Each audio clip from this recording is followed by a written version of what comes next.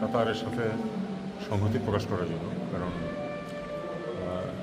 Israel অপ্রত্যাশিত এবং সম্পূর্ণ বেআইনিভাবে কাতারের উপর তার সার্বভৌমত্বের উপর আঘাত করেছে এবং এই আক্রমণটি চালিয়েছে। এটা ওআইসি এবং আরব লীগের সব সদস্য, আসলে আরব লীগের সব সদস্য আবার তো ওআইসির সদস্য বটে, সবাই কাতারের সাথে সংহতি প্রকাশ করার জন্য এবং কিছুটা এটা যেহেতু একেবারেই আনইউজুয়াল একটা ঘটনা ছিল, কারণ কাতার তো মধ্যস্থতার চেষ্টা করছিল শান্তি প্রতিষ্ঠিত হয়। ইসরায়েল, যুক্তরাষ্ট্র এবং হামাসের মধ্যে এক ধরনের মধ্যস্থতার চেষ্টা করছিল।